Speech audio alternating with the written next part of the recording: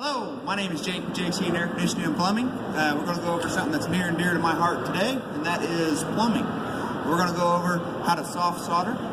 Soft soldering is one of those things in the plumbing field that is a dying art, but it's one of the most satisfying things that we do in our industry. Some safety notes first. We want to make sure that we have some safety gear. First things first, safety glasses, safety gloves. We are going to be using a fire, so I got Josh down there manning our smoke detector. Fire extinguisher. Fire extinguisher, smoke detector.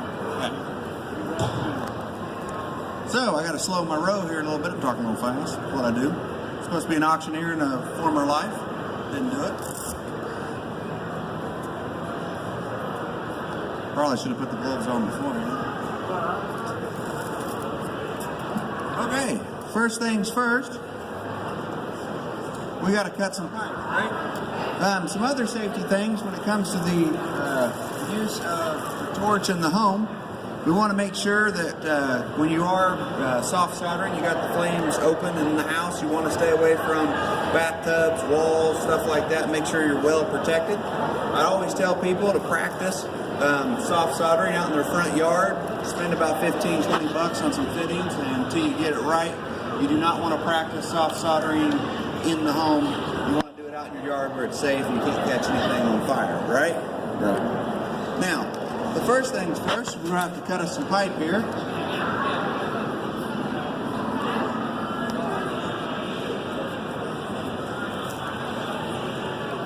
Now, when you're cutting pipe, there is an art form to it, and there's a right way and a wrong way to cut pipe even.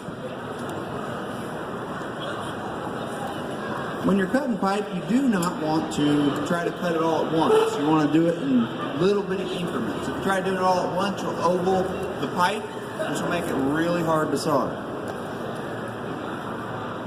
So, a couple turns, half a turn, couple turns, half a turn, couple turns, half a turn.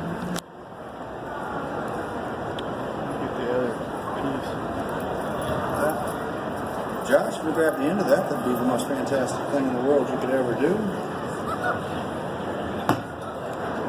Sure will. There we go. Now, before you start cutting any pipe or like that, I guess our next thing I should have mentioned was let's make sure we know where the shutoff to the hump is, so we can turn. We don't want to cut a pipe that has live water on it. You will flood a house in no time quick. All right. So. The next thing we do, once we ever cut a pipe, and this is a big, big step, guys.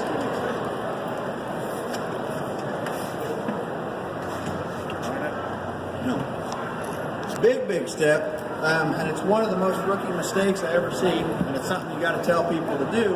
Let's make sure we got to ream the end of the pipe once we cut it. What happens is if you don't ream it, over time that water will go through there and actually cause pinholes in your copper, and it won't take long at all for that to start happening. So just buy you a little fancy tool here.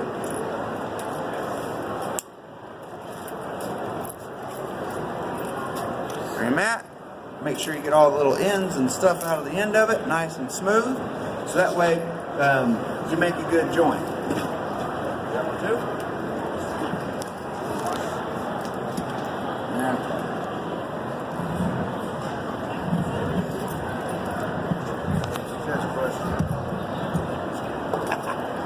Okay, now we've got our pipe nice and reamed, looking pretty, we want to clean our pipe, our fittings and our pipe.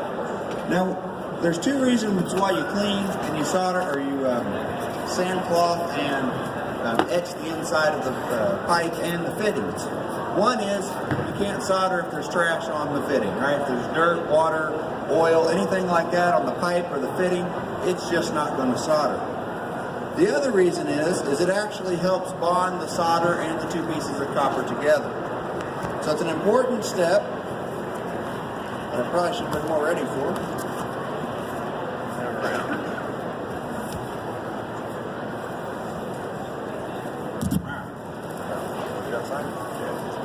Now, I happen to like this kind of emery cloth. It's open, mesh, and it really gets stuff off there. The other sandcloth and stuff will leave like a residue on there that you have to wipe off. This almost never does. And then I bought a nice little fitting brush for the other side.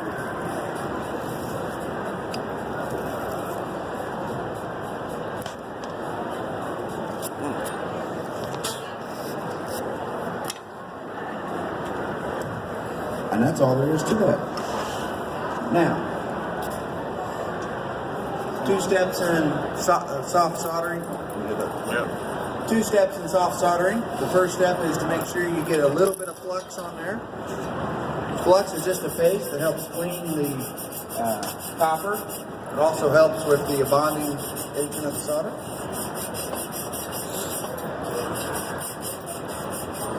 Thanks, sir. Whoa. Now, you don't need a ton of flux on there. Just a little bit. That's like way too much. Oh. Get all the way around. Bada boom, bada bing. Some people put flux in their fittings, some people don't. This is a new copper installation, so I'm not going to worry about it.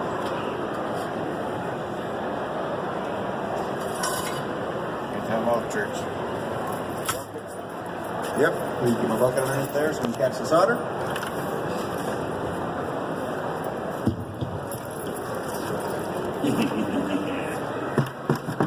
Okay, here we go, guys. Now, one other very important step and trick when it comes to soft soldering is to make sure there's no water in the line. So, as you see, I've got a riser here. If this was holding any water at all, this thing would not solder at all. So you got to make sure you drain all the water out of your system. I've been known to put straws down in there and suck the water out. Whatever you got to do to make sure we don't have any water in the line. The other thing we're going to do is when you start to see me put the torch to it, I'm going to start with the pipe. Once the flux starts melting a little bit, I'm going to move into the cup of the fitting, and we want to stay towards the back of the cup of the fitting, so we draw that solder into the cup of the fitting. That'll make a nice clean joint.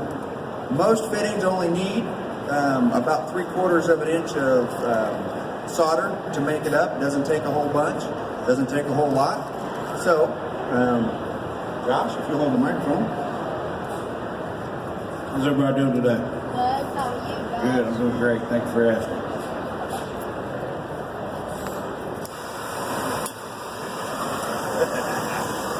Okay. We also want to start with the bottom and work our way to the top. Not as important on small stuff, but you start doing the big 2-inch stuff, it becomes an issue. So we're going to start by heating up the pipe a little bit. Keep moving the flame. You don't want to get it too hot. The flux is starting to melt. We want to hit the back there.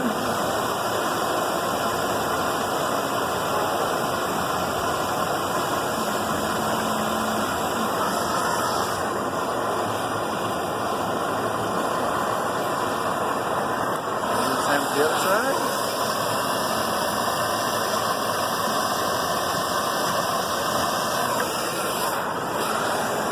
Now, a step I do is, the internet's going to yell at me for, is this right here. That's just to wipe it down a little bit. And we want to clean that joint off. It makes a nice, clean joint. How bad does that look? Not too bad, does it? Not bad. Not bad at all. So, now, let's go ahead and do that top joint. That's just one Yep.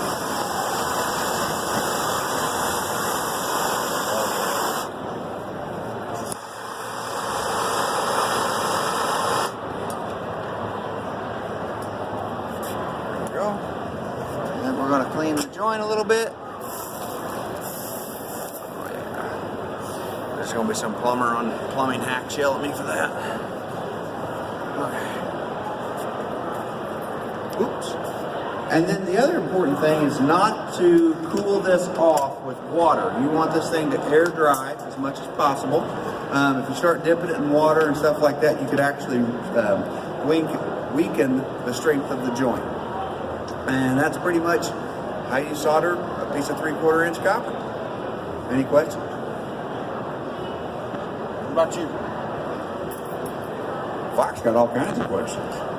Okay, now that we've done that, I do want to move to one other thing that is of importance that we need to talk about, and that is there is a massive recall on these little dudes right here. This actually came out of one of my neighbor's houses, and that is a dehumidifier. People put them in their basements, in their crawl spaces, and their stuff like that. And what is happening with these is they are overheating, and they are catching fire, and they're quite literally burning down houses and hurting people. So I want to, our mission here at Jake's is not just to try to make money. We want to tell people how to be safe. So right now, if you go to our website, you're going to see that this is a link to our page, and Fox also has some things that we can hand out to show you how to see if you have one of the units that's underneath your recall. So if anybody wants any of them, just see Fox or come back and see us. We're in the pink booth all the way at the end. You can't miss us. We stand out like sore thumbs in our pink shirts, right? Other than that, that's all I got. Anything else? What?